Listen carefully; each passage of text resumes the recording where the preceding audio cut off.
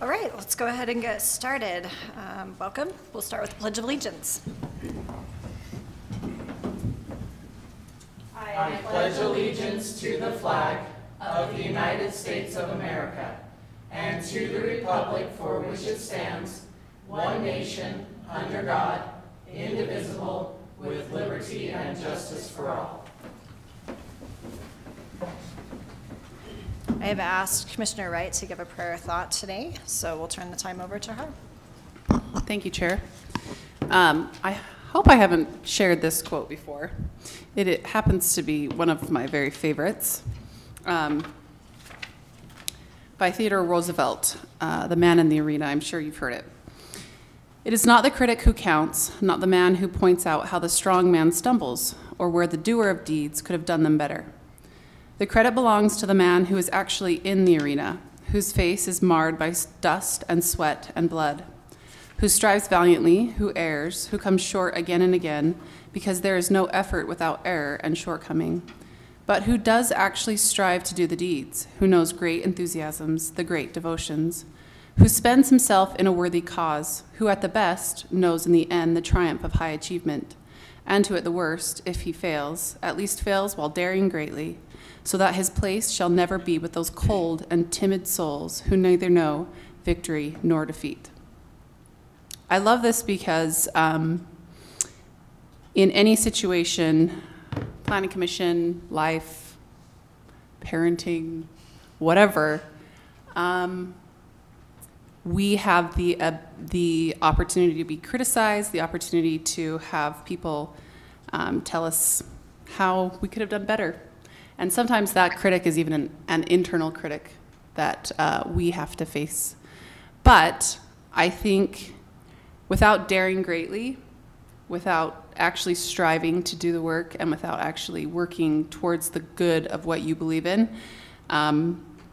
you will be with those cold and timid souls who neither know victory nor defeat. And so I just encourage us all to continue to dare greatly and to work hard towards the things that we believe in, and do so each day.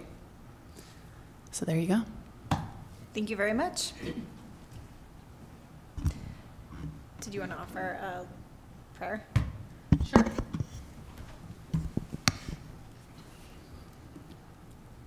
Our dear Father in heaven, we're grateful that we could gather together as Planning Commission, and we pray that we will have thy Spirit to help us have clear minds and hearts, and that we can be logical and practical, and help us to think of the best, the good of the community, and that we can always work together in unity and respect one another's opinions. We're grateful for this opportunity to serve and for the many opportunities that we've been blessed with. And this we pray in the name of Jesus Christ. Amen. Thank you very much. Turning to our first item of business, this is a matter that was tabled from our May 23rd meeting involving the conceptual site plan for the Renatus office building addition at 1312 West, 75 North. We'll turn the time over to staff. All right, thank you, Chair and Commission.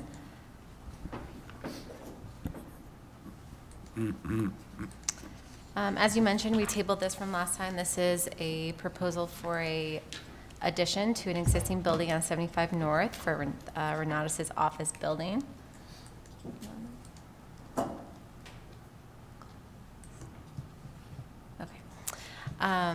And based on the new information that was presented at the last Planning Commission by Mr. Holbrook, the decision was delayed. Now that we've had time to assess the information given to us in his parking study, we can further make a recommendation. Let me bring up the parking study, sorry. Okay, so the parking study conducted by Mr. Holbrook over a 3-week period showed that the average number of spaces used during the week was 15, which makes sense because the Renatus office building has 15 employees, some of which work from home, and there are 3 trailers kind of semi-permanently parked in the parking lot, which he counted. So 15 is, dead on for the number of employees that are currently at this office. I will bring up the outlier events later. But Obviously, this is not an official engineering, like traffic engineered study. This is a DIY parking study by the applicant, and I do believe it's very well done. But I did want to cross-reference it with other parking studies that have been in our office. So a recent example came through that also had an office use, and the traffic engineers made a calculation of for an office use without any retail, no clients coming and going, so just the workers, which this building hosts, would be 0.98 parking spots per employee, which was given from another study that I'm just cross-referencing for this purpose. Renatus does plan on expanding their employees in the next few years, and they expect to grow as many as 8 employees beyond 2020. So using that calculation and by their experiment here and their observations, I think capping it at the number of employees for this office building for parking spots is a good number to aim for. Right now they currently have 31 spots on their plan, so that's already more than enough than with their planned addition of employees. As for the outlier events, these are events that happen 8 times a year, so twice a quarter, and they do obviously have those extra stalls based on the number of employees, and they do have a parking agreement with the Bridge Community Church for 20 stalls that they're cross-sharing since they have opposite hours, and it just seems to be a very mutually beneficial relationship for both parties.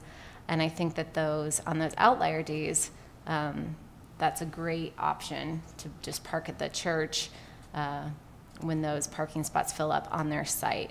But I don't think it's good planning to plan for those outlier events when the employees are kind of the reasonable standard for what a number of parking spots in an office should be. That being said, this is not a scientific traffic engineered study that Mr. Holbrook conducted.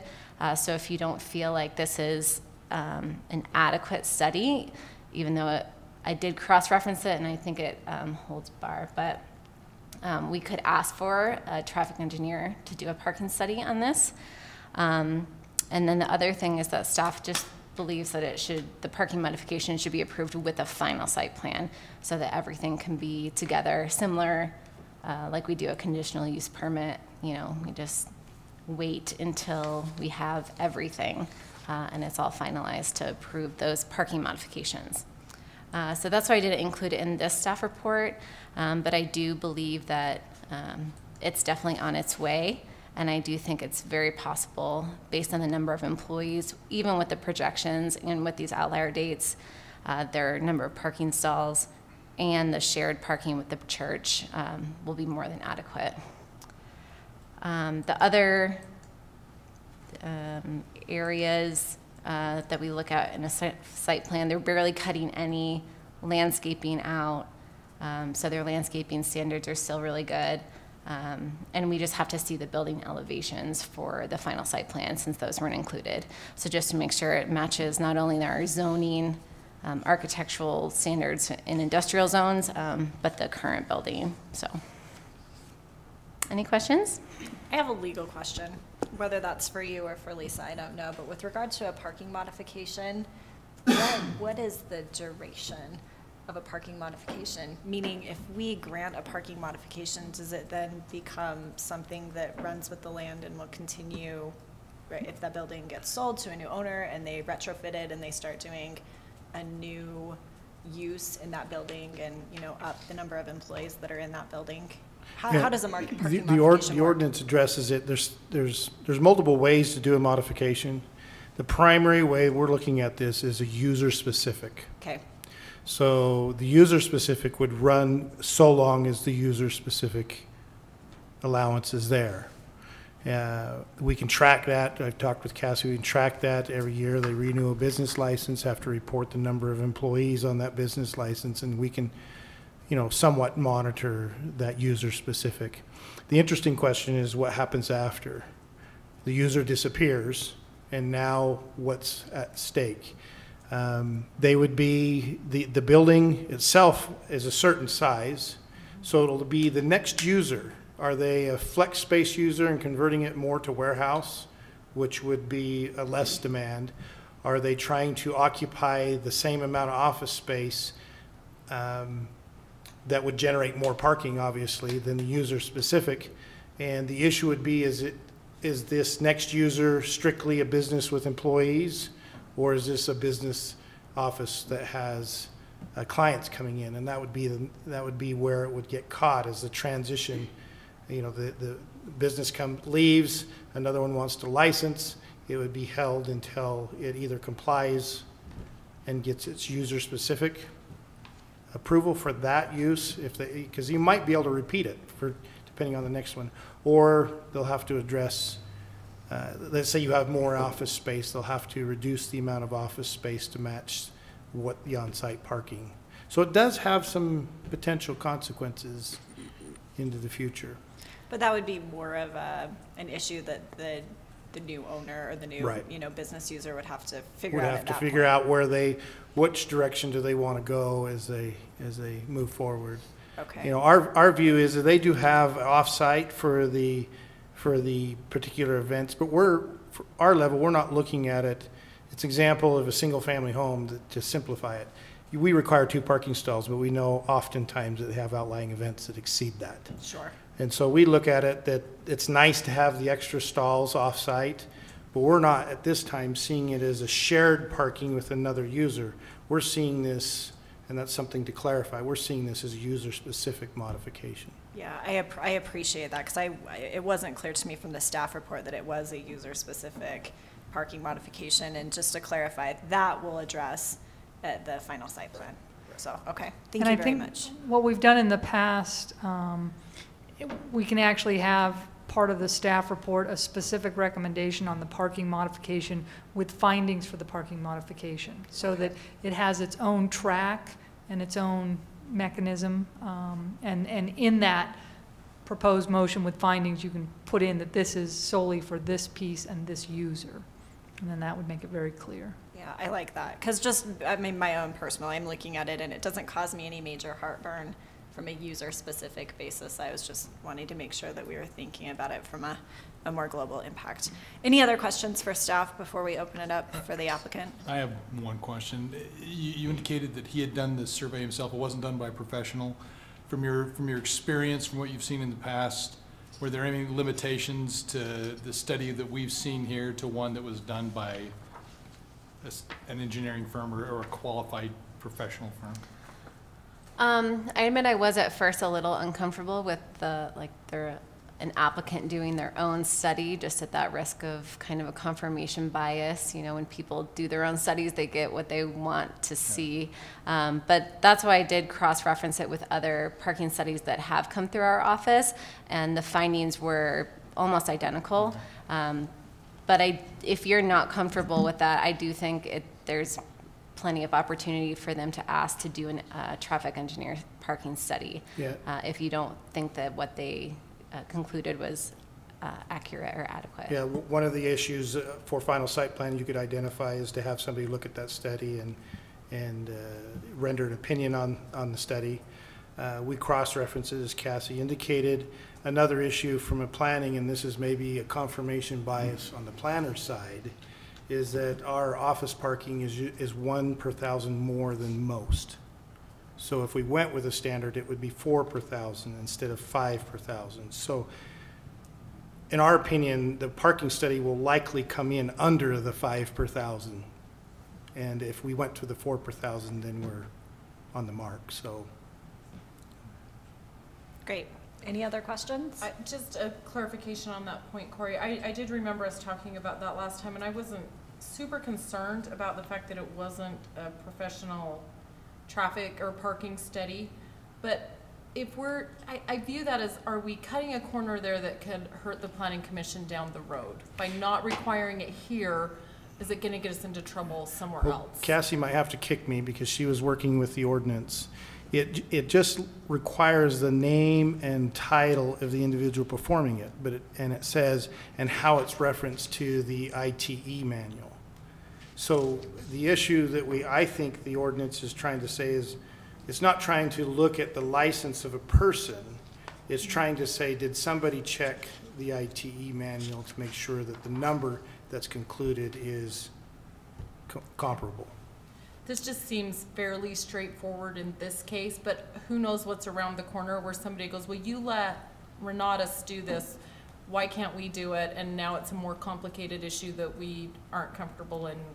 And I think that's why Cassie mentioned to see where comfort level is. Our cross-reference to somebody who did came up with 0.98 for a user that will be coming before you. So the answer is you're going to probably end up at the same place. The question is what finding do you want to rely on so that you don't feel uncomfortable in the future? We're not required to do a traffic study by ordinance, right? That's at our discretion. The parking modification is the discretion of the commission. You can rely solely on the ordinance. When somebody comes before you with any type of study, they're asking for relief or an exception, and you don't have to accept that. But nor do we have to require a study to be done. It says that a study has to be done, Oh, and it's that's cross-referenced to the ITE manual. Okay. International Transportation, whatever, engineering. And if you look at Mr. Holbrook's study, he did use IT references and stuff like that, so. Well, and in the future, I don't think by allowing, if we feel comfortable with this, I don't think by allowing this study to go forward, it automatically assumes that every further traffic study that's done by an applicant will be acceptable, because she still cross-referenced it. I mean, the level of the study, I think, is dependent upon whether we're willing to accept it. I think uses matter too. Like a future one, we might say, well, this use, we need more help than what we can get out of this with the use. So it's just going to depend. I mean, if you were to grant this, like in that user-specific, the user's representing what their employment base is. So if somebody came in and said, well, my future's 40 employees, but I want to do 23 for now, that is a different request than somebody that says, I'm coming to you and I'm going to cap at 23. And then that's kind of self-imposed by the request of the modification. I think in some ways, now that I'm thinking about it, Dan's study was in some ways more transparent than a traffic engineer study, because the engineer would just say, okay, 0.98 for how many employees that you have, but they're offering up this information of, hey, we have these really big events, that's why we got this extra parking space, it's going to fill the parking lot 8 days a year, here's when they are. And so I don't think that that's even something that an engineer would consider, maybe, I don't know. Great, any other questions? All right, we'll invite the applicant to step forward and speak to this issue if you'd like to do so. Please step up to the mic and just state your name and introduce yourself to us for the record. I'm Dan Holbrook with Merrill Sheriff Construction. We are the contractor that Renatus will be using to build their addition if it's granted. We're also the same contractor who built the first addition, the main new building as well. So, does anyone have any questions for the applicant? When I did the parking study, my background's mechanical engineering. I was just shy of my engineering degree because the company I was working for was transferring me all over the country to run jobs for them, and it's hard to finish up schooling when you're being moved every 6 months to a year. So, but I did, when I went in to figure out the requirements of a parking study, I made sure it was based upon the current standard of the industry. And I made sure that we filled the requirements that they were doing for a parking study based on 2 different sources, and those are what I used. And I was being as very fair and blunt as I possibly could. That's why I showed, hey, 2 days per quarter, we'll exceed it. But this is the remedy that we have already taken into account so that we don't impact the parking on the street. That's the last thing that we want to do, is impact the city in any way other than Mr. Snyder wants to keep that building here and use it for a long time. And that's Mr. Snyder, the applicant. Yeah, they spell their names differently, so. Well, it's usually a good sign when you're not getting any questions from us, so thank you very much. Lisa, procedurally remind me, didn't we close the public hearing? We don't need to reopen the public hearing. We checked your minutes, you closed the public hearing, so the issue is do you want to reopen it or not? Yeah, that was my recollection. I'm not inclined to reopen the public hearing, so particularly given that really nobody else is here. So any further discussion or debate? If not, the chair will entertain a motion. I'm wondering if we could, I guess we need to make the motion, but I was going to ask if we could maybe make some adjustments to item 3. Just to say that it is user specific and that it's for this particular use.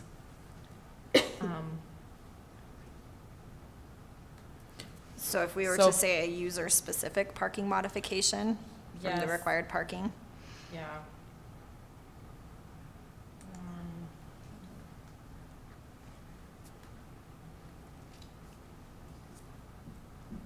Yeah, maybe a user-specific parking modification for this particular use. I don't know if Yeah, that this makes time, sense. that's the direction you want to see them address for their final site plan. And then we would come back with you to look at the final site plan, once again reiterate the parking modification request and provide you a separate motion for that. I was gonna say, I don't know that that's anything specific they need to do, just more of a reminder to. That's what you're like looking at. moving forward in the future, that if that building does change ownership or use, that it's reviewed. There's a motion on the table. Does anyone want to second? We made a motion. Didn't you make a motion? Well, Sort kind of. of an amendment, I don't know, yeah. I can make the motion with those changes, is that? Yeah. Okay. I'll make a motion that the commission accept the conceptual plan to amend the original Renata's final site plan dated September 12th, 2014, subject to the conditions 1 through 4 with the changes I made to item number 3. A user-specific parking modification for this particular use from the required parking in CZC shall be approved by the Planning Commission at final site plan approval with the reasons for actions A through C. All right, now there is technically a motion on the table. Second. All right, it's been moved and seconded. Further discussion or debates? Let's start down with Commissioner Wright. Aye. Aye. Aye. Aye. Aye. Aye. All right, the motion passes. Thank you very much. I do have the final site ready for you.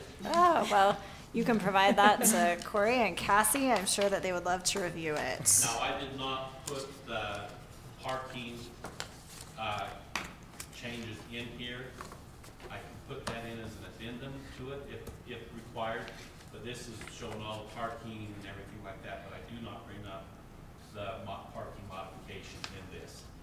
Do I need to state that? Well, when you bring that in, I would bring it all in as a package with your application to the Public Works Building. Already in here. Right, but you have the fees. We paid the fees with the first go-around.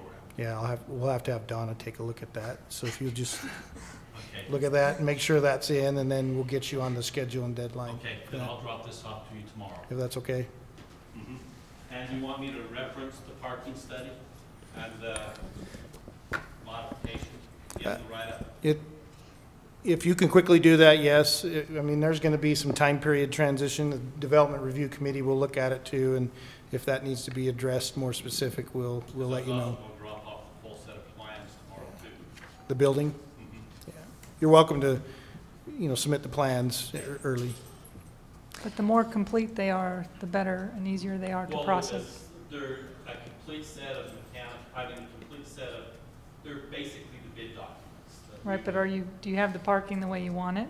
Yes. Okay. We have the parking shown the way we want it to be shown, and we've gone through and I followed the exact outline going down for the submittal process for a final plan review. It sounds like you guys are very on top of things. We're gonna Get a building built before snow. We're going to move to the next item on our agenda, but if you have any further questions, you're welcome to talk directly with staff. We're good, appreciate your time. Thank you. Thank you. Thank you. Next up on the agenda is a zoning map amendment. We're being asked to consider a proposed zoning map amendment for the property at 698 West Porter Lane from residential medium to commercial very high. We'll turn the time over to staff.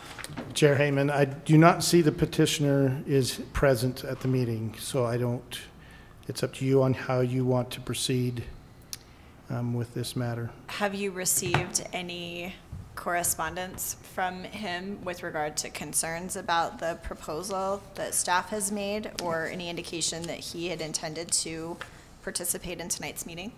We did inform him with the staff report and the email, but no, I did not have any confirmation that he objected or was attending.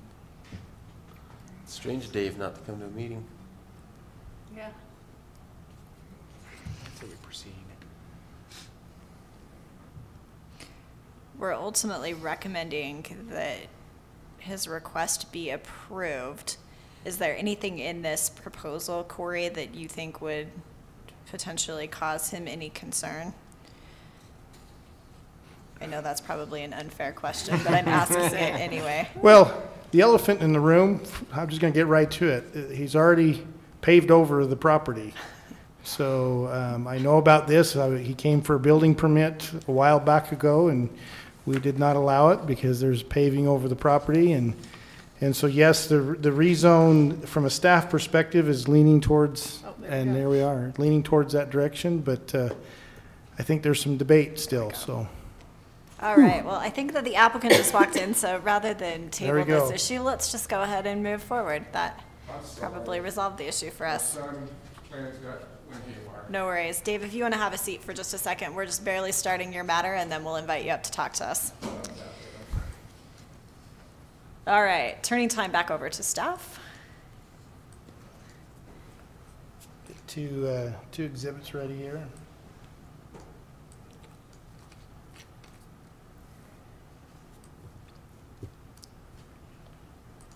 Okay, so to introduce the project, the petitioner has a property. It's currently zoned residential medium.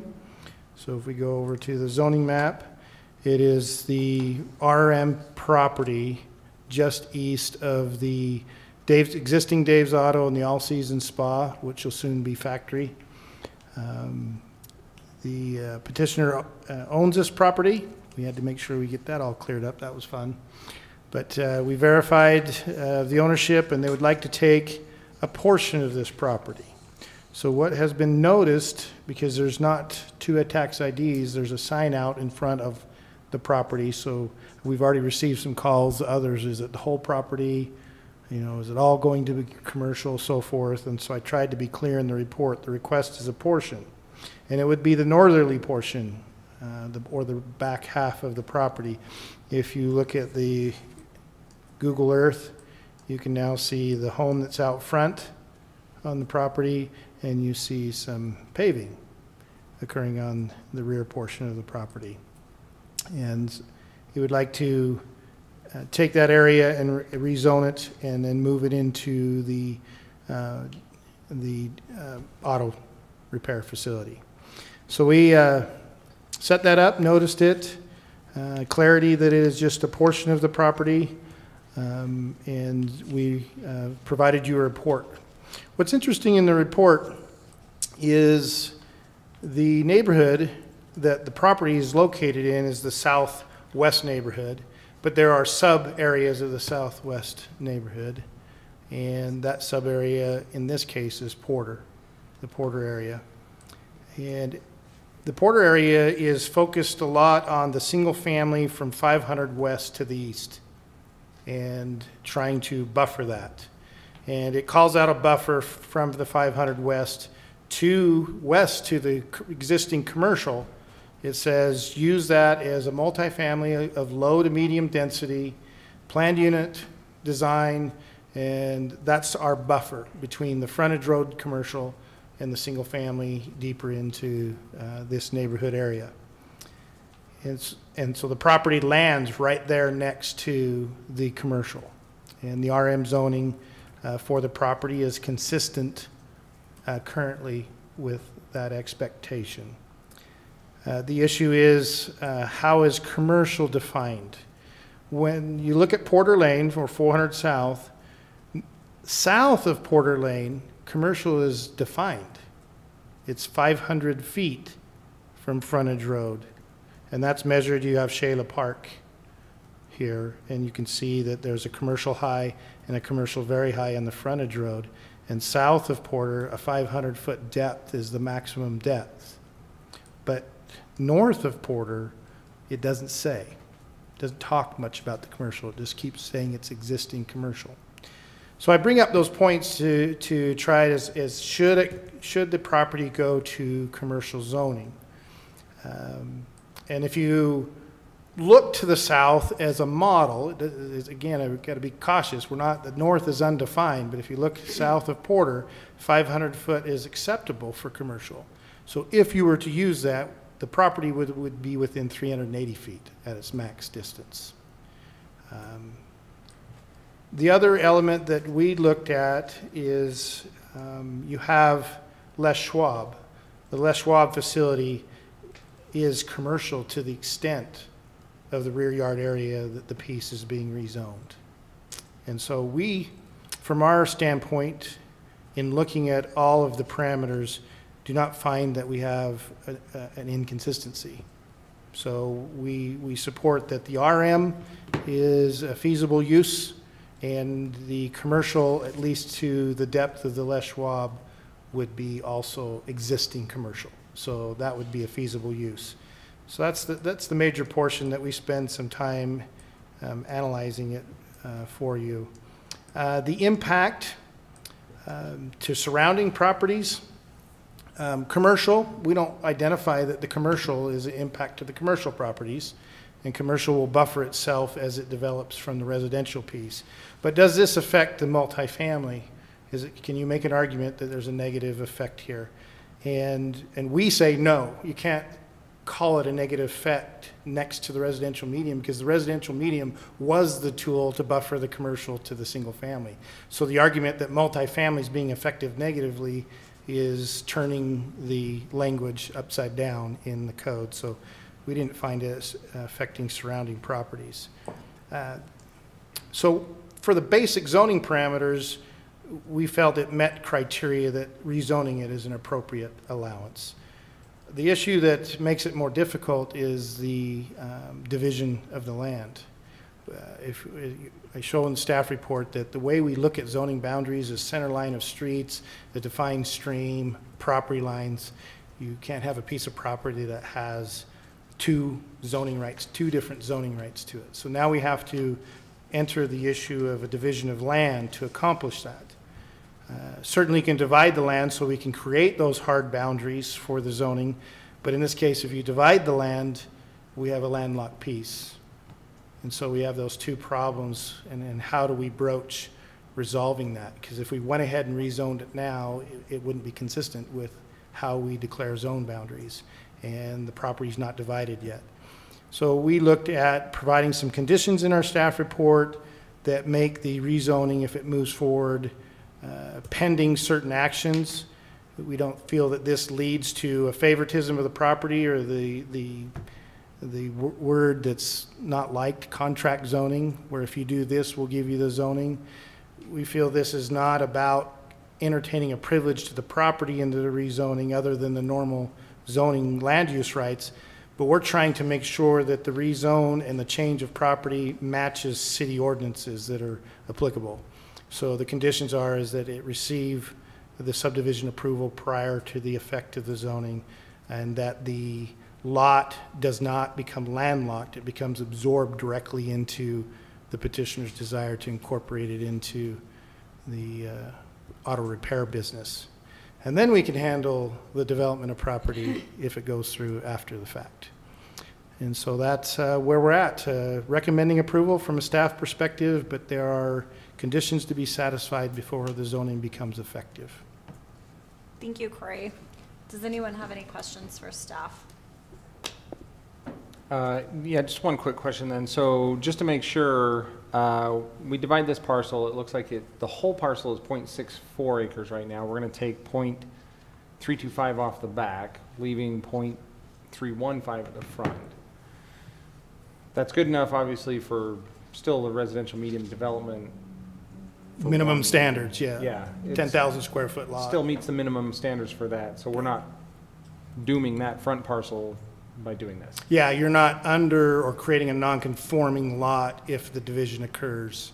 We would re-further that during the analysis to assure, but the minimum size lot for RM development is a 10,000 square foot lot, and then whatever that gives you on a density is your density.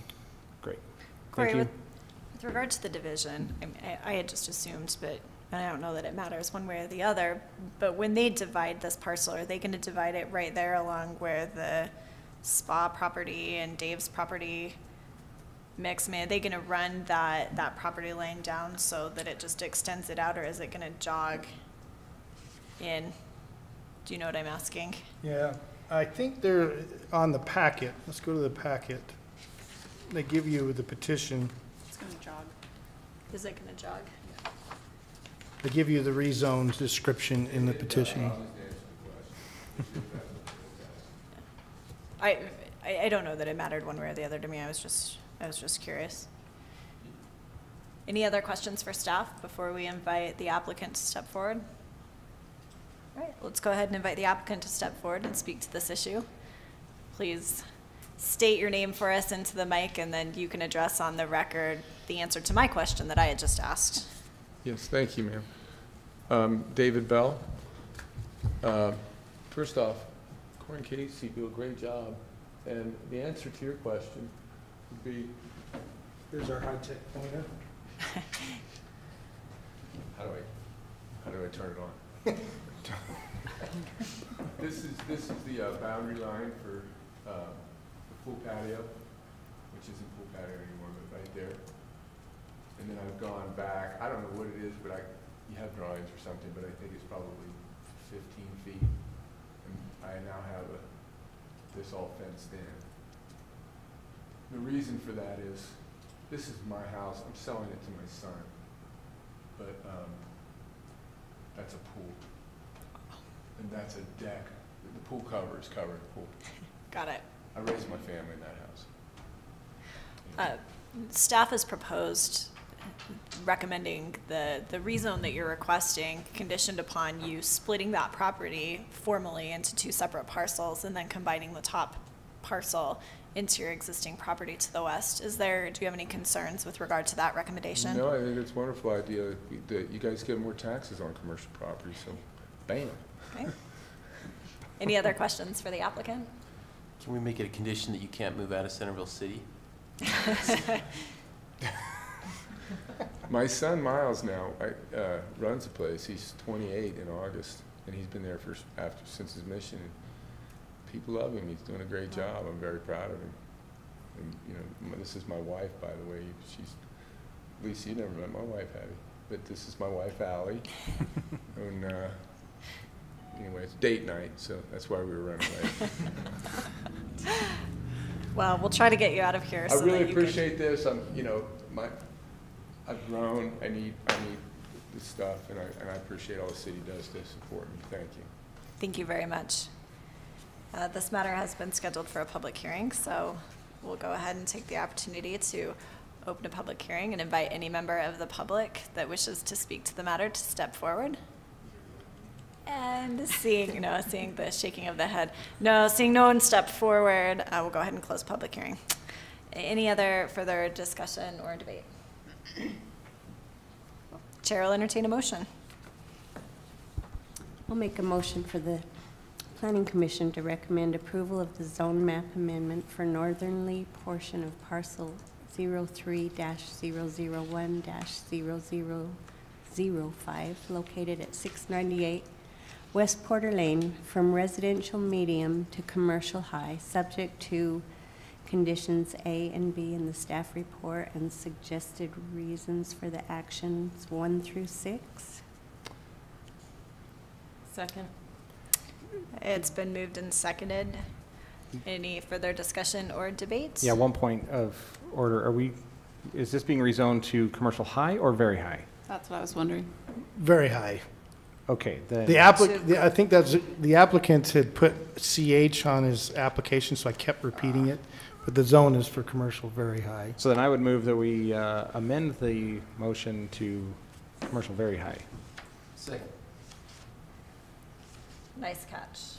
Will you accept, I know, I don't care if it's not a real form of order. Will you agree to that friendly amendment? Yes, I will. All right. So with that amendment, let's go ahead and take a roll call vote, starting down at the opposite end this time. Commissioner Hinsey. Aye. Aye. Aye. Aye. Aye. Aye. Aye. Great, it's been passed, and I hope you tell him that he needs to take you out somewhere nicer than a planning commission meeting for the rest of your date night. You're too kind. All right, thank you. Moving right along, third item on our agenda tonight is a discussion regarding the West Centerville Plan summary and update. Corey, we had asked for you to give us a summary on what happened the last time that we visited this West Centerville Plan, so we'll turn the time over to you. Well, as I indicated, I didn't plan on a presentation because I gave you plenty of information. So I think at this point, it's best to maybe hit highlights or questions or clarifications on your part or something that you have heard and wanted to better understand, because there's a lot of presentation material already in the background. So I think I'm going to leave it to you to decide how you want to be updated. Corey, I appreciate you for taking the time to put all of this information together. It was very helpful for me, having not been involved in that earlier process, so I appreciate you for taking the time to do that. I had a couple of questions as I was going through the materials. I saw that the mayor had appointed an oversight committee to participate in this process. How many people were there on the oversight committee, and who is it comprised of? I think there was roughly 10. We usually keep the committees anywhere from 8 to 10. We had a couple of council, a couple of commissioners.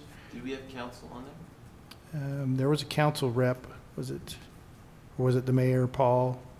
I don't remember. I'm trying to remember, but usually it's assignment of both bodies.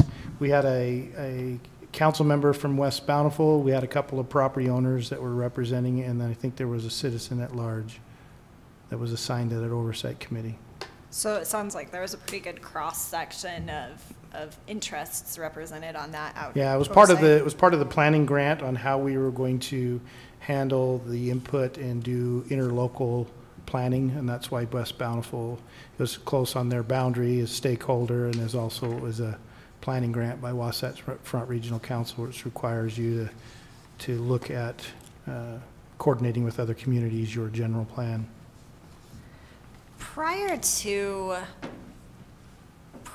going forward with this process, I mean, my sort of 10,000 foot level, looking at it backwards, not having been involved, there were a huge number of stakeholders that were involved in this. You had the Planning Commission and the Oversight Committee, and business owners were involved, and the public was invited to participate, and it looked like it was a fairly lengthy process that led to the proposal that was put in front of the council, which Yeah, it was about a year. Yeah, that then didn't go anywhere, which I guess is surprising given all of the effort that had gone into it. Not to say that, that the council has to adopt anything that's brought before it, but it seemed to me like at least that there was a fair amount of buy-in to the plan that was presented to the city council. Was this something that the city council had proposed that the planning commission do, or was this something that the planning commission just took and ran with on their own? This was actually initiated by the city council.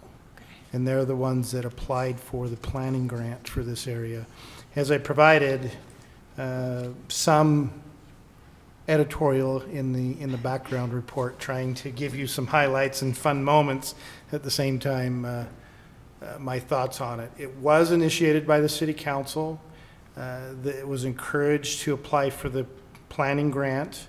I do believe from my recollection and participation and all, it was driven, for lack of better terms, in a political fashion and it was the idea of light rail had been a significant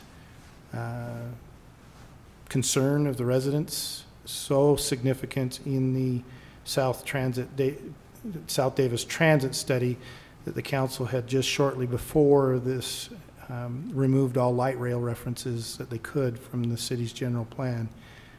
They did not like the idea of transit on Main Street. And so I do believe it was supported politically to move this direction, not only to try to plan for the west side, I think that was legit, but I also think it was also driven by looking at a station stop for UTA on the west side to eliminate mass transit occurring on the east side of the city. And at that time, fair to the city council, there was no, Centerville was kind of skipped into the station stops of front runner. The South Davis Transit Corridor study brought up off-peak opportunities on the line with a smaller diesel motor unit as potentially one option on the front runner line, as well as running on Main Street. And I think that they were orienting themselves of that's, if we're going to have mass transit, that's what we want, and we want it on the west side. So I think that was a driver. So plan the west side. Cyro Steel had been now Trinity. If you know the orange dust legends for the past 15, 20 years, and the scrubber, the city had asked the property owner to work on that orange dust. The enigma of what that dust is still out there today. But they said they'd put some scrubbers in. We shifted some, it was a non-conforming use. We made it a conforming use so they could get a conditional use for the scrubbers. It didn't appear to mitigate as much as anticipated. So I think the issue of attritioning Cyro or Trinity today was also a thought pattern as part of this. When it all coupled together, I think the buy-in from the property owners, other than the tangent about a car dealership at the time, which was unknown that it was the Mercedes dealership being looked at in Davis County. Aside from that kind of as a tangent in it, there was probably not a lot of resident of Centerville resistance. Again, this goes back to that mental pictures. The west side is the west side. Centerville has kind of an edge artificially in a mental map of themselves, I perceive. It's I-15. Beyond that, it's like, yeah, it's in the city, but I keep forgetting that. It's in the city. With the development out there now, I think it's well known that it's now in the city. But I think they felt comfortable with being aggressive in that west side area to some extent. And I think the resistance of West Bountiful, it was kind of interesting to watch the stakeholder from Bountiful. He was excited to be a part of the grant and joint and represent West Bountiful. When the densities came upon the horizon and that kind of sunk in, there was a charge on his part as an elected official to ensure that West Bountiful did not go in silence. And that, I think, played a heavy role. I think if you look back at the minutes, Councilman Wright, Larry Wright, had mentioned that West Bountiful, even though they're outside of the city, they're their neighbors, so we need to be respectful of our neighbors. And ultimately, UTA said, until we electrify the line, we're probably not going to run an off-peak line. Electrifying the line allows them to run a double track for whatever the design reason is. That was going to happen far down the road, but it was a possibility. They also preferred the station stop to be north of Parish than south of Parish if they had their druthers in their minds, because that spacing distances was on their mind. And so when that all coupled together, I just don't think that the TOD, transit-oriented development, and its densities and ifs about the station stop, it just didn't muster, and the resistance of West Bountiful, it just didn't muster their appetite to pass the preferred scenario. As you look at the minutes, though, they did try to say we should keep this on the radar. Councilman Higginson had made, well, I don't want to just say no without continuing this effort. Ken Averett was another council member that voted to reject it, but it seemed like he was saying, I don't want to say to the Planning Commission, hey, you did a bad job, staff, you know, you don't make sense. So there was some hope to continue it. But like everything else, once you end up in a rejection, it's hard to reignite the movement, and here we are today. Yeah, that makes sense. I was excited to see that there was a park on the prior iteration. You know that I'm a big supporter of parks. The only way that this would have been better is if you had labeled it a dog park. Great, but It was open for discussion back then. Any other questions of staff before we turn it over to us to debate or discuss?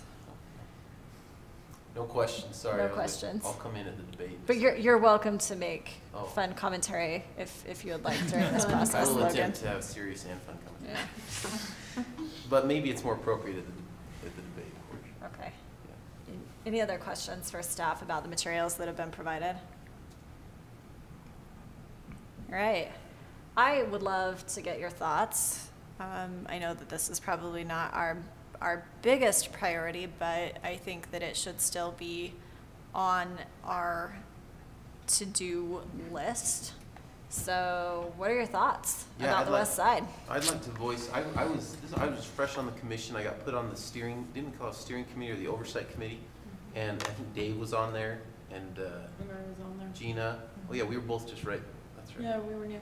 And I felt like we were trending a certain direction, and everyone kind of was on board, and the property owners were on board, and the West Bountiful representative was on board, and we were all kind of trending, and the survey was coming back. And then it was like 3 curveballs, like Corey said. The first one was, there's not going to be a transit stop, which was kind of a surprise, and that kind of derailed it a little bit. And then Mark Green came out with this, I want to sell my land to Mercedes, or he wouldn't tell us who it was, but he had a significant kind of change of stance, I would say. And then West Bountiful, I think the councilman was open to multifamily and to a mixed use kind of a product type going in.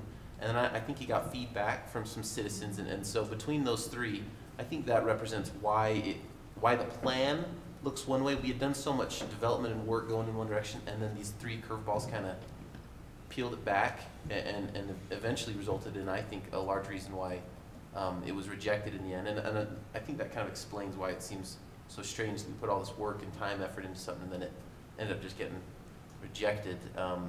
And then moving forward, my only thought is, I think the market would do multifamily in a second, but I don't think that the council sees that as the best use for that area. And so whatever we do moving forward, I think it's most likely that if multifamily is not included in any way in that area, that it will have a higher chance of success to being accepted. Do you think we shouldn't include multifamily? Well, I think we should, but if we value if the it's acceptance of the council, okay, thank you. yeah, then I don't think it's likely to contribute to that.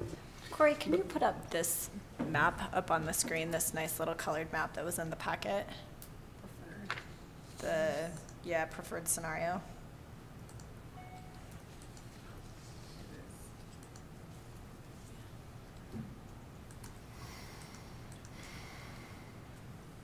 The thing that struck me looking at this map that was from several years ago is how much of it has been built out since then.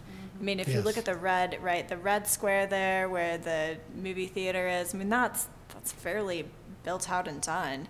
You've got the orange space to the south, and we've already got the Maverick that's gone in and a bunch of housing that's gone in. You look to the purple on the south, and that's become just effectively all storage facilities, right? Right there, and the blue section is pretty already built out. So there's not nearly, unfortunately, the opportunity I think that we had back then to do stuff now. I mean, not to say that we can't look at it for the future uses, but I don't see anybody tearing down storage facilities anytime soon, right? I think that a lot of this stuff is going to be here for the long haul. That was my thought when I looked over this. I thought, this was, very thorough, and I didn't know all the 3 curveballs or whatever, but to me, when I looked through it, it looked like a really great plan. And then as I looked at the actual map, I thought, well, if we're talking about this now, our goals now are not going to be anywhere close to this because there's so many things that have happened since then that seem a little bit to determine what the use is going to be, because stuff has already happened. So, But from my point of view, from having sat on that steering committee, so the little section of purple to the west, so you can see the existing storage units, and then to the west, we just recently approved new storage units. Do you guys know what I'm talking about? Yes. Corey, can you point that out? yep. I look at it and go, because there wasn't a new plan down there, that redevelopment maybe didn't happen quite how we all might have, envisioned it happening. So a lack of a plan continues to, there may not be a lot of space, but any redevelopment is going to continue to not necessarily be what we want if we don't come up with a plan. Yeah. So that's my only thought there, is that I felt like it was, granted, we obviously have a demand for storage units, and I certainly don't want to say that that's the wrong place for storage units, but was it, did that fit in as well there with all of the additional housing that we have on that west side right next to Legacy Highway, that I can't remember the name of that development, but you guys know what I'm talking about. Legacy Crossing. Yeah. Well, Legacy Crossing and what's across Legacy the way? Trails, Oh, the Yeah, new one. trails, Yeah, yeah. Legacy Trails. and then the commons to this parcel here. Mm-hmm. Also, just so you know, that you got the new storage units being built here. The city in this master plan removed lots 2 and 3. They didn't remove them from the zone, but removed them from the shared parking, Yeah. because Yes. the owner is transitioning to something else. They're trying to market it now. The latest is a RV dealership at this location, and a potential interest in Mark Green's property as part of that. They want about 7 acres, and that comes just over 7 acres to combine that. Not saying it's going to go through. There's a lot between now and then, but they're trying to market it either flex space for more of an industrial appeal, an RV dealerships looking at it. So I think you have that interest. Good or bad, doesn't matter. That they're trying to market it. That's what the market that they're trying to shoot for. The 9 acres here is the Masco. Hogan has a 2-year lease to buy. They moved their steel operations here than the open lot that they've not supposed to be doing out in the north. And we've got them underway to be licensed here. This acreage was never approved for uses. And so the business owner using this property has just been friends with the property owner, so that use has not been approved by the city. So you still have a lot of open ground that can transition even if the steel stays, but it's not as significant. The total site's 9 acres. They're probably using 3 acres of it now. Trinity, JF Capital, who owns a lot of the office, and by the way, we've just approved the new office here. The commission allowed us to approve the final site plan. We just approved it. Cassie had the fun of trying to go through the development agreement. And the future dog park, where was that? Would you go back to? Well, the future dog park is, we figured the galvanizing operation here Dogs like had to be cleaned up. So we were thinking that depending on what has to be cleaned up, some of the cleanup on a brownfield can be capped. That's a perfect place for a park and capping. I'm trying to think of a politically correct way to ask this question, but what are some of the liabilities of the multifamily housing that's been built there next to the theaters and then west against Legacy Highway? Liabilities in the sense of consequences of future planning around the Yes, area? Yes. That's from a planning perspective, and that's why this other west side project was kind of important. Yes, there were some curveballs, but it had just an underlying importance of planning, is that isolating multifamily residential can lead to a lack of synergy, and a lack of synergy allows a deterioration. And so if you could create a significant neighborhood, even though it's multifamily, the logic that you see in multifamily, and Logan can kick me from all the way the other side, If you have 50, 60 units, management of 56 units is really hard. You know, if you're doing 20 units, it's usually a local person and just hanging on to it for investment, like Garden View next to Colonial Lumber. It's owned by a California owner as an individual. It's absentee. They do it as an investment, but it's not heavily managed, you know, by a company. Where if you get to at least 100 or so units for a project, then a professional management. I mean, now you have a larger investor, usually pooled money.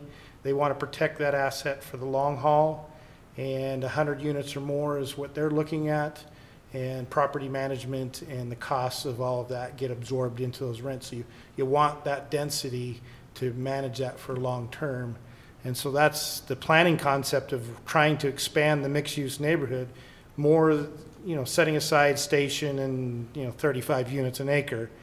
You still want to have enough synergy that investment is a long-haul investment for people to buy into and maintain as a return, and to be properly managed.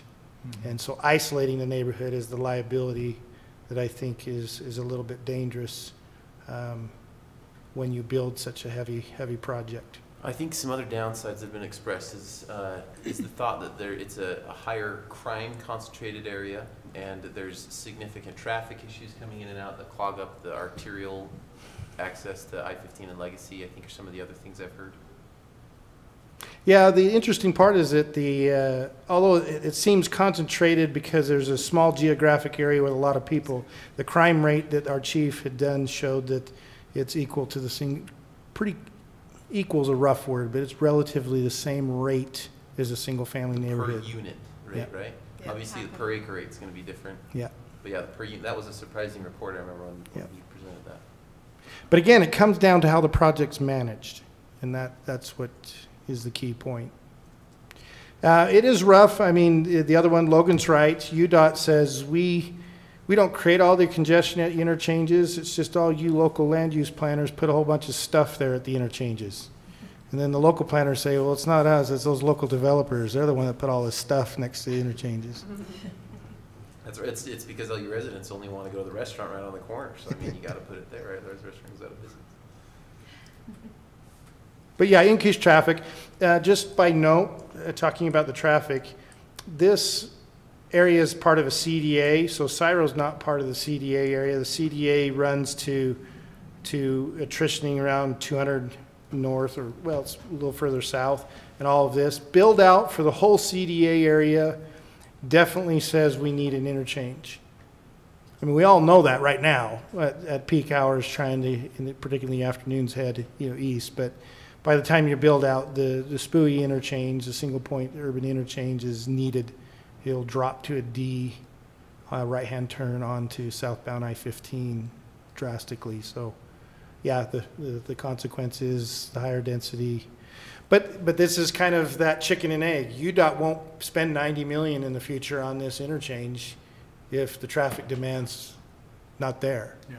So you've got to push it to get the expenditure. You just don't want to push it too far. So by the time the interchange is built, you're already at a level D again. And Corey, there's mention of in the report somewhere, a mention of an overpass at Porter Lane over the freeway. Is that viable? Is that actually feasible there? I mean, well, that's one of those that, because in this planning effort, Wasatch Front Regional Council and said, what are future transportation projects? Because they'll take any idea. And we came up with that. And the reasoning for that, whether it's a good one or not, it's always debatable. The reasoning for that is because it is right now about $60 million to build the interchange. Slated to build is about $90 million. For about $45 million, you can do a flyover. And it's the issue of emergency personnel getting clogged up on Parrish and Pages, and the flyover would give a relief to local area. So you see a flyover happening at the mall in Layton. It's something concept like that. Okay. The likelihood of UDOT funding that, I don't think is high, but Wasatch Front will always put suggestions on the map in order for it to be sorted out in the future. They put a suggestion. I was going to say, if the money's there, though, it could fit there, right? Yeah. Like, well, it'll come at some consequences. for particularly the east side as you handle the frontage road. Okay, sorry, go ahead. Well, and I was just going to say Wasatch Front also put the suggestion over at Jennings Lane to north when we had our planning time. So I think the flyover is, I mean, like you said, it's different than just the full-blown parish lane. So. But I think in the end, if Centerville's competing for that money, the single point interchange and the tie into frontage road is a higher priority than the flyover. Unless, you know, Shorelands Commerce Park becomes more of a thing, then I think you look at Jennings Lane and all that being more of a, I don't know if it's Jennings Lane, but something over there, looking at more of an option. Do it at Lund Lane. Go back down. That's what I I was was thinking. wondered why they didn't Well, do Kevin Lund liked Lane. Jennings, but yeah, All it Lund was Lane. available. I grew up on Jennings. I don't know for sure, but I know that there's been talk That's in Jenny. the past about Lund Lane. Yeah, Lund. I think it makes more That sense would at be Lund Lane. way more sense. Way more sense, yeah. Yeah, Lund has been pushed by the city for just a half interchange, but UDOT standards for half interchange are not high. I mean, they're high. They don't like them, so that is a last Well, I resort don't- ditch effort. I don't for like the them. half interchange in Farmington because I can never get on the right way. Man, if they just had both, that'd be so nice. So they try to avoid a half interchange, but the city was hoping for it to take the South Farmington traffic. We've also just, Would've been nice. the RDA has done a traffic study for this connection, the 650 West, 1250 West Centerville connection, and we're just getting the numbers back on how much future generation is going to happen, and the high school definitely adds to that amount of traffic. So it could divert some of that south and southwest Farmington traffic. I think they're going to find that high school traffic is going to be crazy. It's gonna be a lot. Yeah, well, back to that west side spot, some of the questions that I think we should address if we want to take a bite out of this is, one of the priorities I'd say is, how do we complement the existing uses in the area? How do we try to, in my opinion, spur the redevelopment of the Syro Steel site? What can we do that could help that along? And I think that's those are two big questions that I would like to consider and look. I don't know that multifamily does that. You know, I don't know what the answer is. I don't know if it's offices or more kind of that flex warehouse office space, or I don't know. But those are two questions that I think would be helpful moving forward. And then also look at what helps the city. I don't know how much the Planning Commission is supposed to consider tax revenue and things like that in their decisions in zoning, but those would be three things that I'd be interested in answering if we were to look at this. Well, if you look at the Wasatch Front Regional Council data on the modeling of the preferred scenarios, The tax revenue on the comes up in the data. So you don't wholly base on it, but you can't, be blind to how it benefits the city. The preferred scenario was the mixed use that had quite a bit of multifamily for the reason of high property values. Is that what you're saying, per acre property values? Well, it was that, and it's also what they figured contributed to job and income expenditures. Hmm.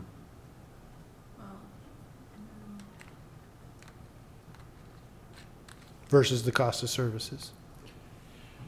Do you know what the demand is, what the use is, occupancy of that current housing on the west side? Nearly 100% full. Rates going up every quarter, yeah. And that's something to think about too. I mean, we talk about this all the time. We have a specific amount that we have to have within our city for, affordable housing. We've got development and we've got growth in the region that's just exploding. So Yeah, the tough thing I always run into with affordable housing is you can build stuff in Centerville, but I think because of our location, we it's don't have almost impossible affordable. to build affordable housing. You can build really cheap stuff and the rents will kind of march up I and get know. out of that affordable range. And so while I think we should be cognizant of that, obviously, and comply with state law, there's some market realities as well that I think make it a hard argument to do it for affordable housing reasons. But Yeah. The only way to do it is subsidize it. That's right, and Corey wants to do that as paychecks, when I heard, so, Using the commissions per diem. but deal. That'll go a long way. Logan, I think that you hit the nail on the head in terms of, at least as I hadn't articulated them exactly that way, but it was essentially the main concerns that I had was, well, we've got the existing development there. We've got some limited opportunities probably to help shape some things in there, but there's a lot that's already there, and it's not going to be moving for a while. And right? that's both the multifamily and the office, I think. I don't That's think we have exactly to, right. yeah. No, I think that's, that's there. So the main opportunity that we have is to help craft based around what the existing development is and the spiral steel site. I mean, that's pretty much our canvas. Okay, so you just mentioned canvas, so I just kayaked out to Antelope Island last weekend and realized in 2 years, you're just gonna bike out there because there's not gonna be water left. Is there a plan for west of Legacy for I mean, we've already, in I'll just tell you now, you're not going to touch that with a 10-foot in the 1980s, there was Yeah, water on so both that- sides of I-15, but now, I mean, the growth is just growing and growing. What happens west of Legacy? Isn't that a protected reserve? Yeah, I'll tell you this much. The Legacy Parkway, when that went in, there was some huge backlash to not having that go in, and there were groups and organizations that fought that tooth and nail. Because of wetlands or? Yes.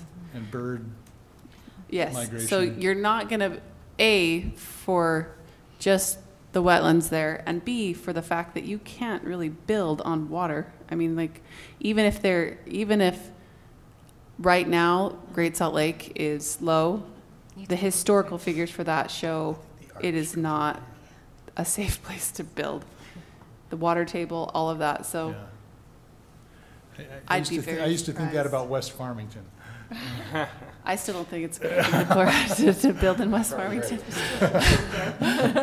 Yeah, just so you know, the settlement agreement with the Sierra Club and other entities that hitched on board, Friends of Great Salt Lake and other groups, 2,500 acres was secured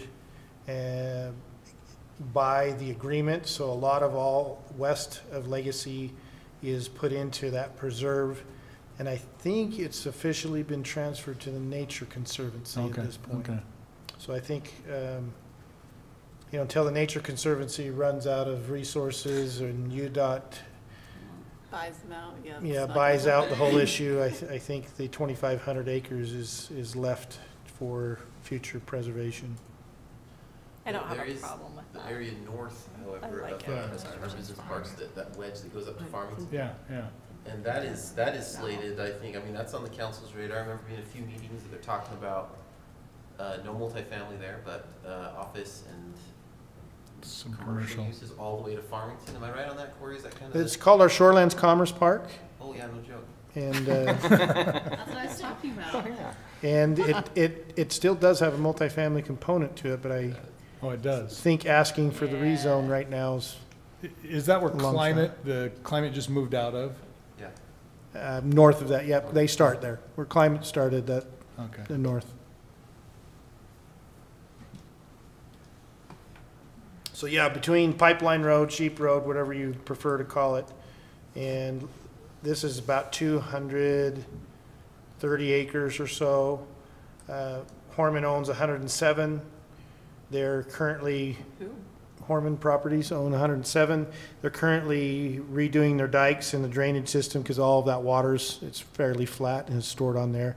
About 50% of their property's been deemed in wetlands. They're cleaning up the ditches because they believe it's artificially created. So it'll take them a couple of years to dry up that property with the ditch banks and then see what the Army Corps declares as wetlands or not. Well, That's why you've seen all those little things going across the pallets through the wetlands as the high-pressure gas pipe is going through, because it's right now currently defined as wetlands. Oh, I'll think about that now when I run over it. I had never thought of that before. Well, it seems to me like I mean, we've still got some opportunity there. I still don't think it's our highest priority. No. I mean, I still think that this was helpful. I'm not sure that we're really in a position to do a lot right now on this particular area. I'd like to suggest that we instruct staff with no direct timetable, but utilize the authority of the chair to instruct staff to consider those questions, to keep that on your radar, to maybe look for solutions when you have time as to what would supplement existing development and reinforce its longevity, what would motivate a redevelopment of the Syro steel site, and I forgot what third one, so. But check the minutes. Taxes. Oh, yeah, The yeah, helping the city. exactly, and what would be, and not just taxes, but what would be most beneficial to maybe the larger needs of the city? Well, and I'll say sales tax Sure. versus Property. service, Oh, service needs too. yeah, So not just sales tax revenue, but sales tax plus thinking about the service needs of the area. Because I think service needs a lot of times get overlooked, and then we put ourselves in a place that is frustrating. Yeah, I like that direction with a completely open-ended timeline on it. And it's on your Just- goal list, so we'll be able to. and I'll follow up with Corey and remind him every once in a while. Yeah, it was on your list of things that you circulated, so.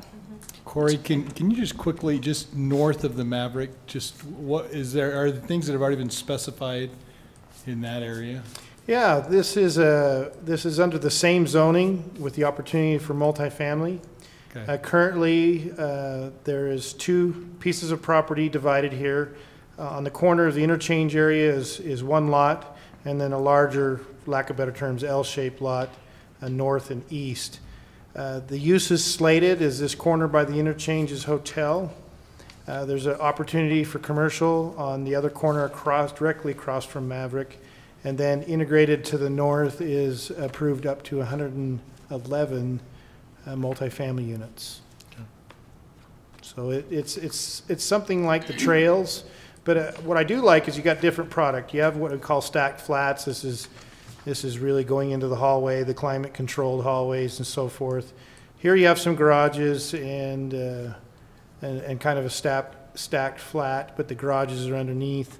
The 111 units would be similar to this, but it's still a different product. Different architectural style. It's a different architectural style, probably different setup of bedrooms in it. So you have a variety of housing types in that area. But you know, the rents, I mean, you started out at $850 for 1 bedroom in the crossing, and I think you're running nearly $1,300 now. For one bedroom. 1,500 for the 2 and 3. It's expensive. Yeah, the average 2-bedroom apartment in And Utah is that's the advertised price. There's like the TV fee and the parking fee and I mean, Yeah. you're not walking out of it with $1,500. It's ridiculous. It's crazy. It just keeps going up. But it's occupied. Yeah, at 95% plus. Yeah, these are like the lowest vacancy rates across the state Really? that we've ever seen. Wow. All right. Well, thank you very much again, Corey, for putting all of that information together. I think that it's really helpful, and it's good for us to keep our eye on the ball there, right? Not to let it slip off our radar, because I appreciate that a lot of effort went into it the last go around, and I think that you're right. When it gets shot down, it's sort of hard to pick up the momentum again. But some time has passed, and so now hopefully we'll get to relook at it with fresh eyes based on the new developments down there, and maybe we can make some positive change in that area or promote some positive development. So, okay, next up on our agenda, moving right along, we're discussing the Main Street table of uses in the upcoming amendment process. And I know staff had put together a process checklist, so we will turn the time over to staff.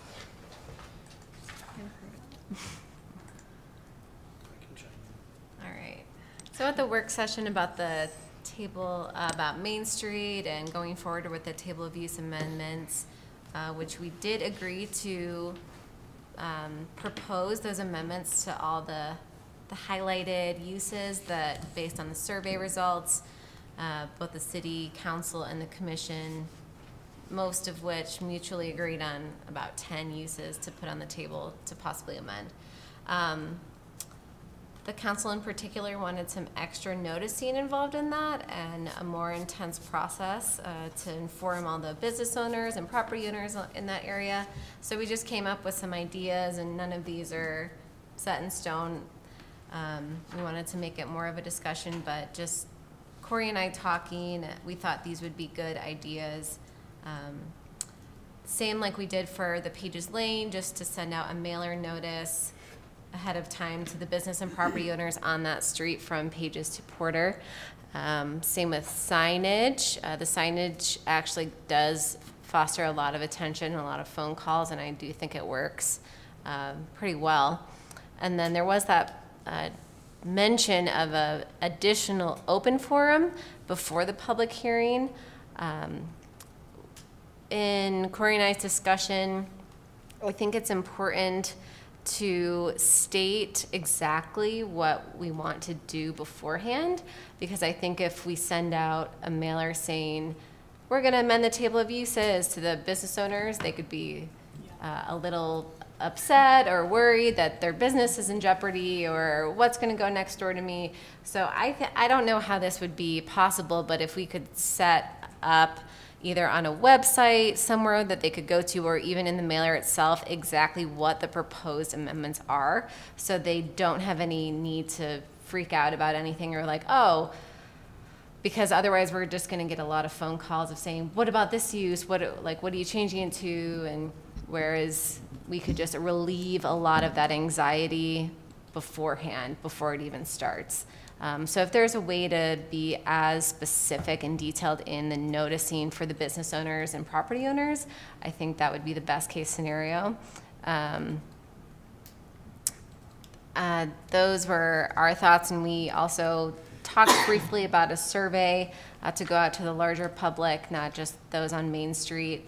And I'd love your feedback on how you would like that to look.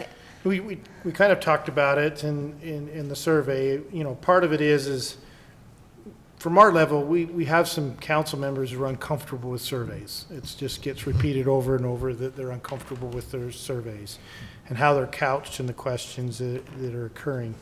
I think the other concern that I hear about the surveys, and this is the preventative the best you can. I mean, we're not going to 100% prevent somebody from spreading a rumor. It just happens every time you try to do something. But it's the concept is if you're putting a hotel next to somebody else's property, I don't know why I picked hotel, it was just at random. Pick a hotel next to somebody's property and it's 3 miles away from you, you don't really care. But if you're the next door neighbor, you care. And so how do you engage the general public as a whole and address, the lack of better terms, the apathetic view of what's actually being proposed? It's like if it's an arm's length away, then I don't really engage.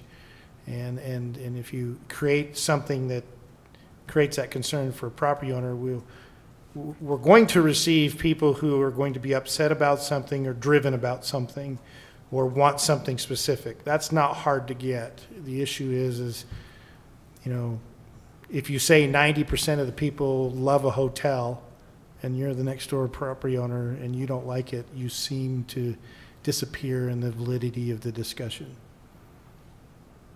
because the mass overwhelms you. So I'm not sure a survey is an answer, is what I guess we're trying to say is how do you legitimize that survey and say it reflects something when you're talking about a specific area and specific uses? Yeah, I wasn't brave enough to say this in the meeting, but I think a survey is a bad idea. I think we have elected representatives that can reflect the will of the people, which is their job, and I feel like this table of uses is not does not meet the level of change that I think the process that we suggested should. Meaning, it's not as big of a deal to change the table of uses. as I think it seemed. I think we can rely on the legislative body of the city to do their representative function. So I would actually, in the minority, probably say no survey. But then that leads to, at the public open forum, you don't want to invite people to come in. I mean, what kind of boards are we going to create? What kind of discussion are we going to create? If it's an open forum, is it a lecture to them, which, you know, people want to be more free to ask questions and bring up their worries and concerns. So our struggle a little bit is we can host some type of open forum before the hearing. I don't think we have a concern about that. The concern is what is it, and how are we going to, you know, engage with the public correctly so that they get a picture of what you may be talking about later in a hearing. And obviously, I think it would be tabled until another day for further analysis and review. You know, maybe I am misreading our council, because I agree with you in a very large respect, Logan. I think that this is something that is a legislative decision that our elected legislative reps should be able to make without a huge amount of public input. But our city council really wants to hear from the public, which I also appreciate, right? And so if a survey isn't the greatest idea, the main driving that I'm hearing in my own sort of feedback and the way that I'm interpreting the city council is that they don't want to do something that is going to cause a big flap. They don't want to do something and adopt something that the public then finds out afterwards and goes, oh my gosh, you did X. So I feel like what's driving the city council on this more is we want to make sure that we're being very open, very transparent, and that we're giving everybody a lot of opportunity to tell us if they don't like something, right? And so from my perspective, if we can do that for them to give them a comfort level, because they're not going to move forward if they don't feel like they have given the public the opportunity to come forward and raise concerns about specific issues.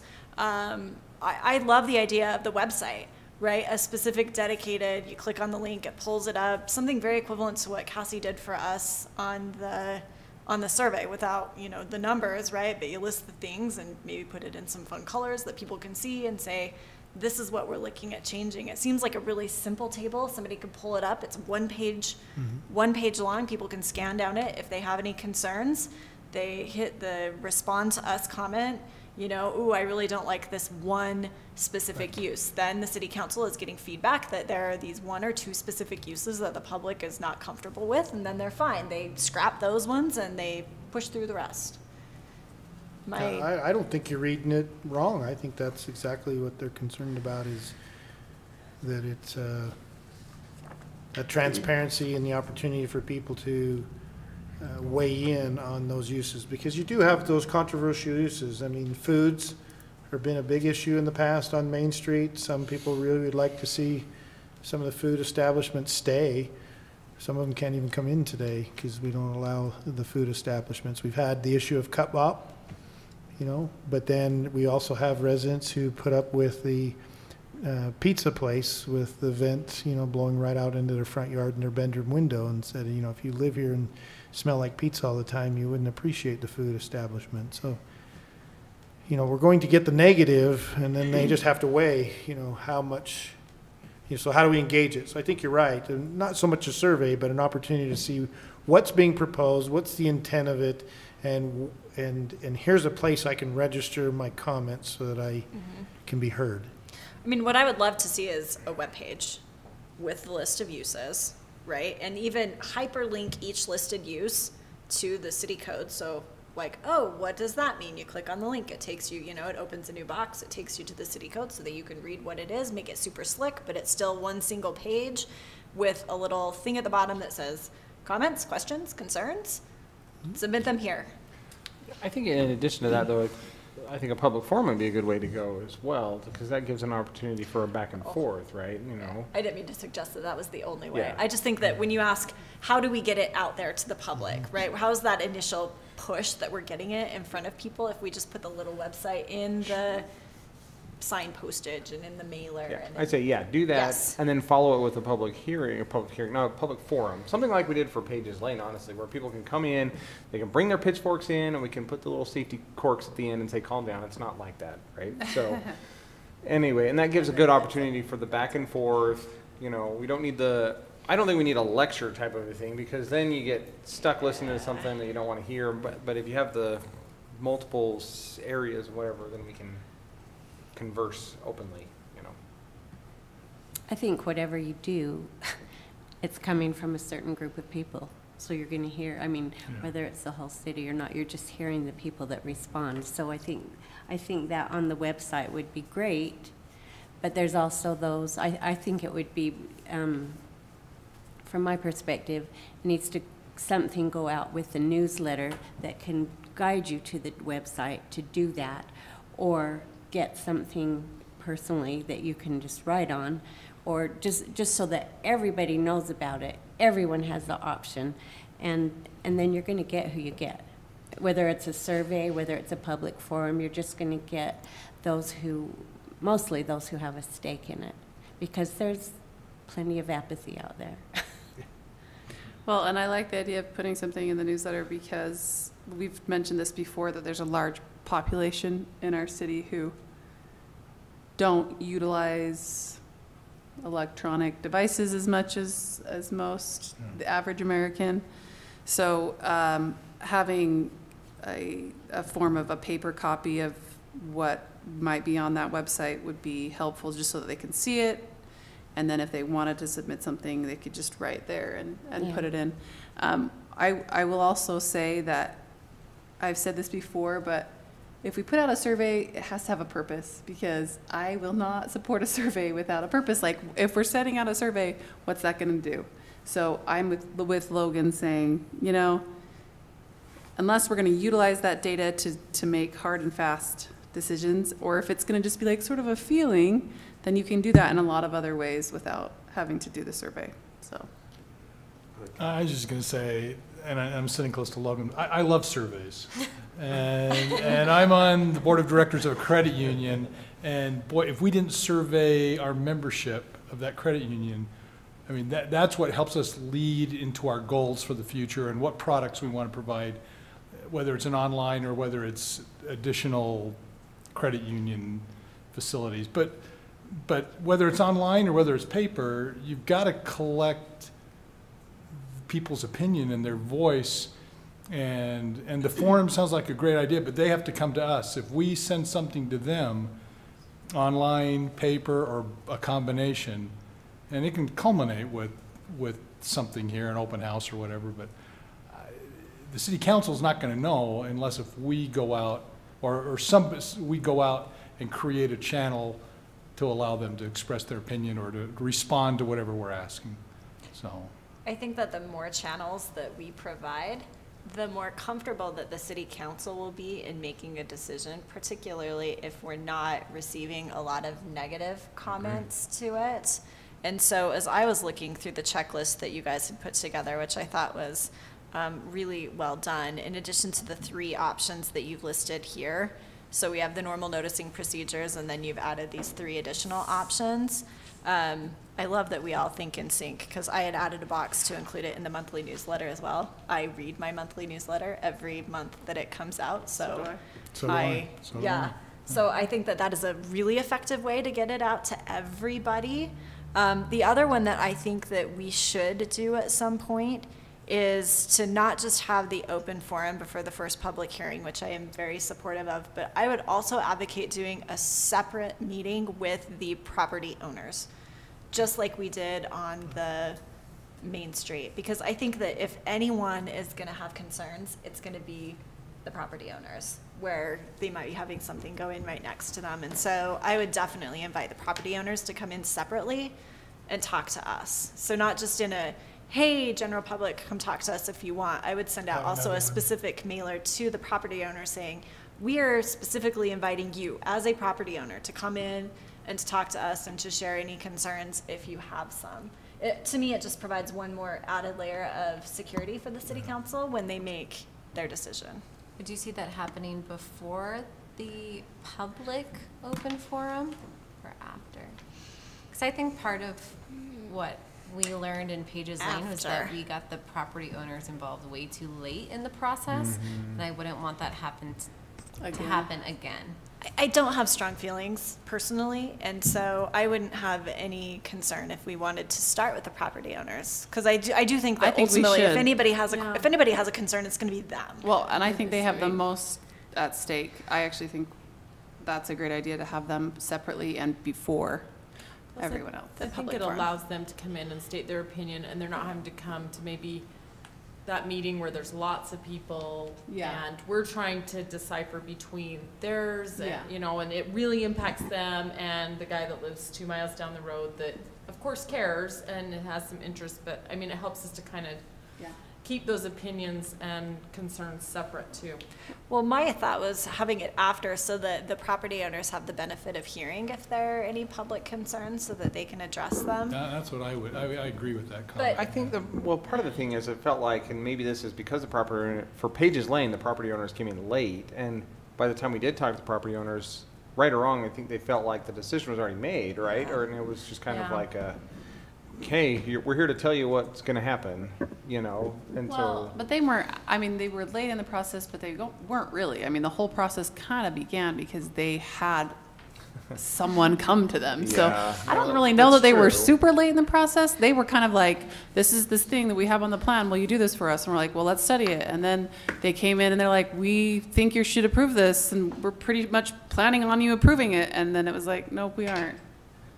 So they were there kind of the whole time. I think they can come to the public, you know, we can Yeah. get them involved early, hear their concerns, whatever.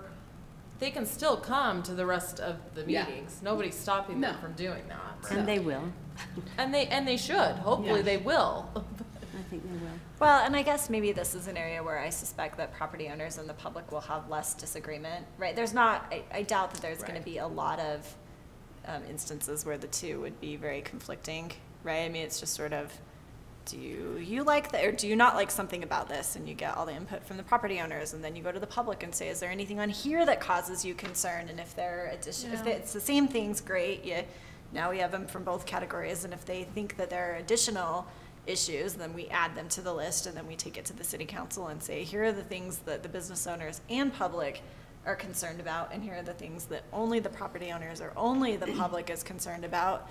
And dollars to donuts, they're gonna take off all of those things and just approve the things that, you know, people don't have any concerns about. I don't know, maybe I'm wrong, maybe I'm jaded. Yeah, I think it comes down to, you make a recommendation, but I think you also have to weigh into the other factor. As you hear that information, you know, decisions every time they're made affect somebody. So the issue will be is, do you receive enough information that redevelopment to some extent is what's desired, tensioning against the resistance that might be there? And then the council has to also kind of weigh in, you know, is the need for redevelopment and reinvigoration have a weight compared to all the resistance that might be there? And the resistance may not be everything, you know, it just may be a select items, and you'll have to say, well, if we were to do redevelopment and this is what we want and that's what we think the market's going to produce, then they'll have to weigh that against the resistance and decide if it has enough merit to do that. So, you know, it will be a tough decision, and I think you're right. In the end, the elected officials take in all of that information, but I think the Planning Commission has the hat to create the tension between the land use pattern that is needed in the city versus the public as a whole and what their opinions, you know, might be. And those are hard decisions, because to benefit the city as a whole is what you kind of plan. And there will be those little areas that you might recommend yes to that they might take off because they don't feel it benefits the city as a whole. I just want to add one thing. Yeah, I just feel like if the intent of this table of use change is to put a sign open for business, we have been trying to put a sign open for business for months, and this process sounds like it's going to be more months to do something that, in my opinion, should be simple. So if we do want to engage in this larger discussion, if we feel like it's appropriate, I would really be excited to include more than just the table of uses. If we could tackle a little more with this big public process, if we're going to do the public process, which I think is a great point, Shaylin, the city council wants the public process.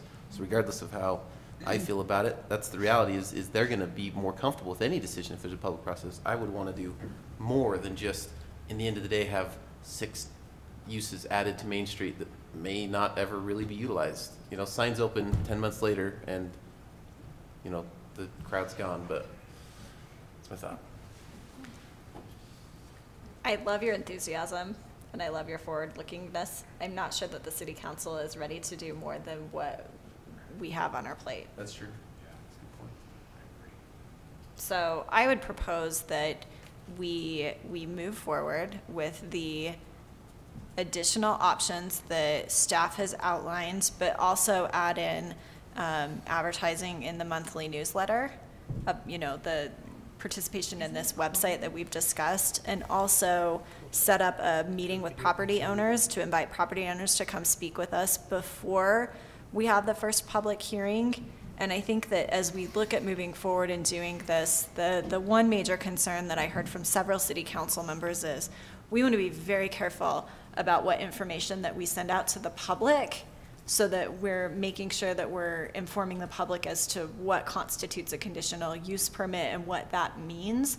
And I suspect that this may be something where, and as much as I want to move quickly, because I agree with you. I mean, I was the one who, 2 meetings ago said, let's just move forward, right? Mm-hmm. Without all of this, mm-hmm. without all this public process. So as much as I want to move forward with that, what I'd really like to see happen next, if anyone doesn't have any strong objections, is to have staff come to us with a proposed website, right? I want to see what the website is going to look like that's going to go out to the public. And frankly, I would like the city council to make sure that they're comfortable with it, so that we're all on the same page, we're all ready to go, and then we've got buy-in, city council has got buy-in, and then we go and push it out. Because if we do something and then the city council comes back and says, oh, well, we didn't really like the way that this website was designed, or we didn't think that it was adequate in terms of informing the public about what's going on, then we're just, then we're having to do it all over again, and I don't want to see that happen. No, I think it's a great idea. We could prepare the actual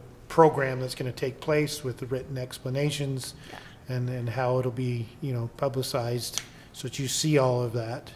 And then if you wanted to, we could send that up to the council and I'm not sure we have to send it up to the council in my mind for a debate at a council meeting. I think it's something like we do with the newsletter for the historic preservation. Great. We just send it out to everybody and say, okay, we want to publish it on this date.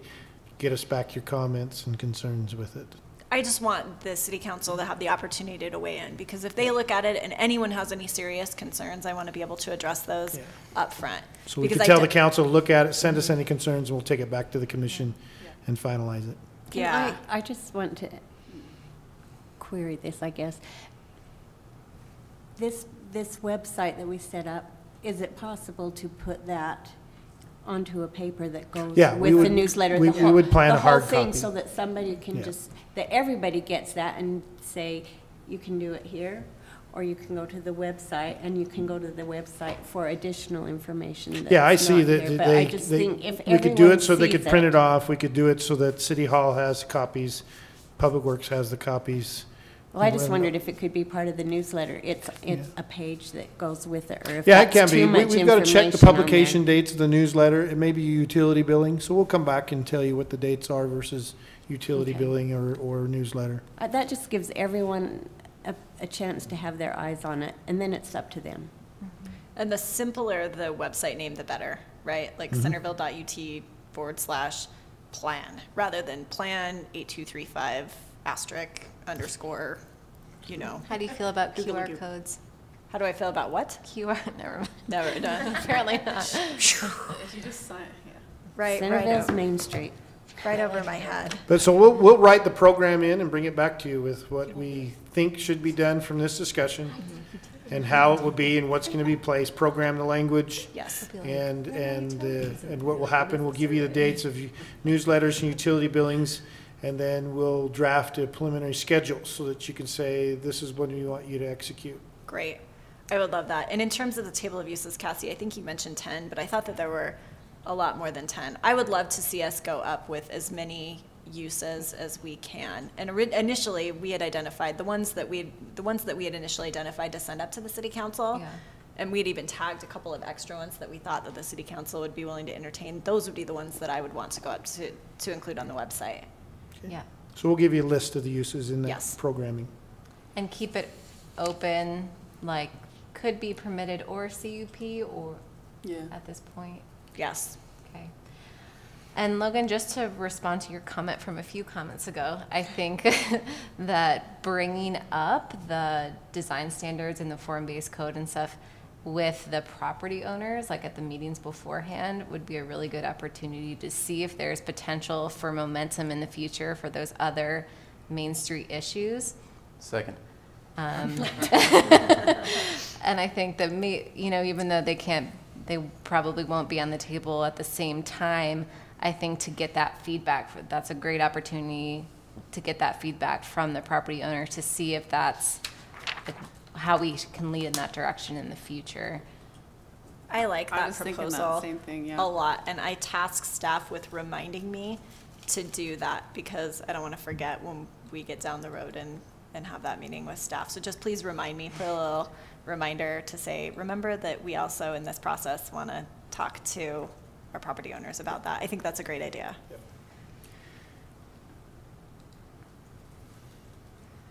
Okay. Okay, fair enough. I won't put that on the record. Okay, moving on. Staff, do you guys feel like you've got good direction from us? You don't need anything further on that piece? Thank you, I look forward to seeing that. Do you think you'll be able to have that for us by the next meeting in terms of timing, or is that too aggressive? We'll try. Okay.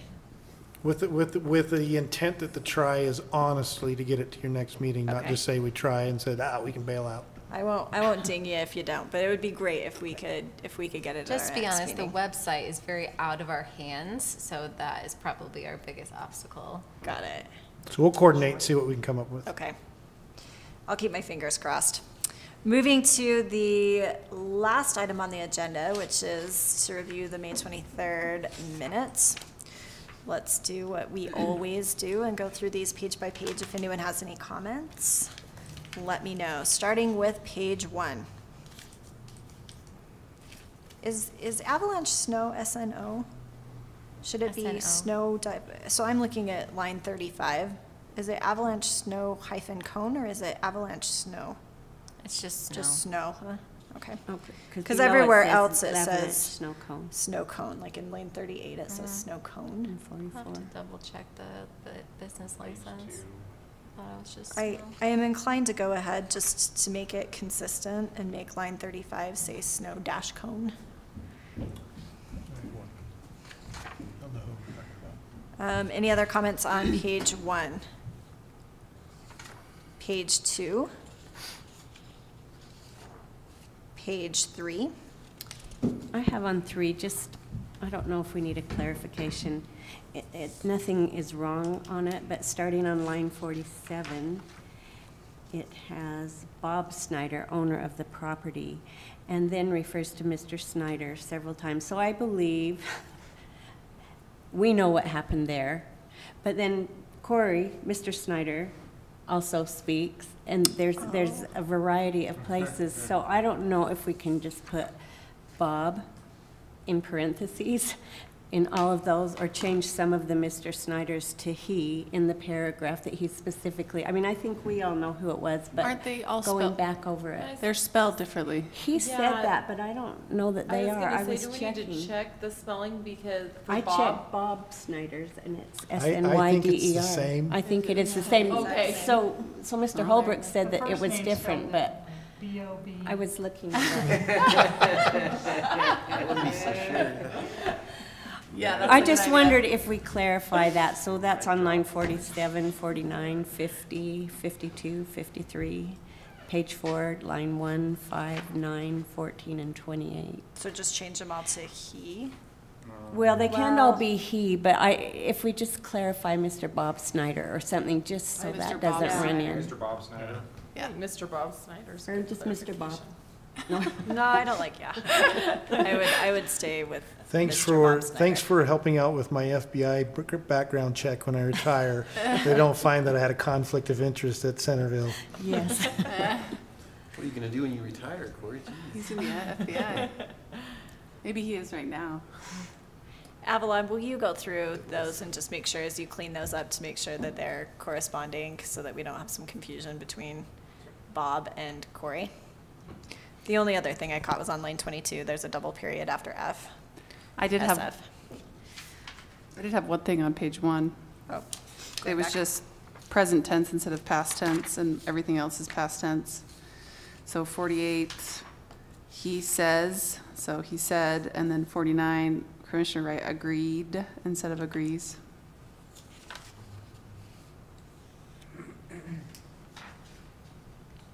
And now that we're going back, I noticed on page 2, on line 15, to be consistent, it needs to say avalanche snow dash cone. Okay, moving back to page 3. Any other comments? Page 4. On page 5, line 26, we're referring to Mr. Johnson, also in line 25, but everywhere else we refer to commissioners as commissioner rather than Mr. So I would change the Mr. in lines 25 and 26 to be Commissioner Johnson. His Majesty. Okay, any other comments on page 5? Page 6. Chair will entertain a motion. I move to accept the minutes of May 9th, 2008. May 23rd. Sorry, May 23rd, 2018, as amended. Second. It's been really moved bad and motion. seconded. All those in favor? Aye. Any opposed? All right, I did not see a Community Development Director's report item on the agenda, but you want to tell us if there's anything we need to know, Corey? I don't recall anything other than we have projects scheduled for your next meeting. Okay. Remember, I'm trying to remember on the board. It's all different colors. Okay. But we have a couple of items for your next meeting, and we'll finish up. Lisa, can you think of anything in the council that was recent? Oh, The Bell fences. rezone? What? Fences. Oh, yes, the fences. Oh, what'd they say? They've remanded that back to us again. They want us to address the issue, in particular, about zone boundaries. When you have two different zone boundaries, what can be done with the fence that's not driven by the higher intensity user, that the lower intensity user can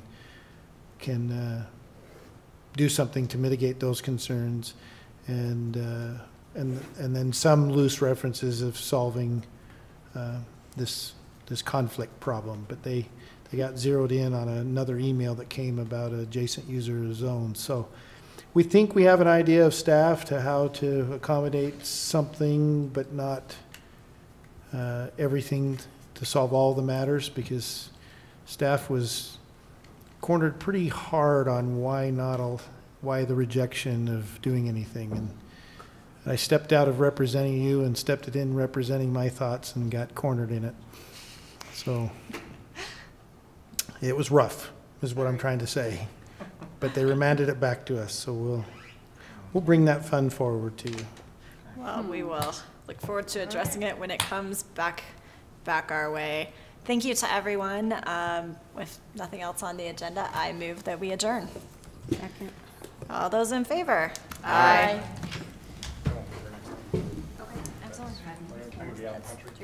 Yeah, where you going? Brian gets home tomorrow first. We have more specific. Forever. She's thrilled.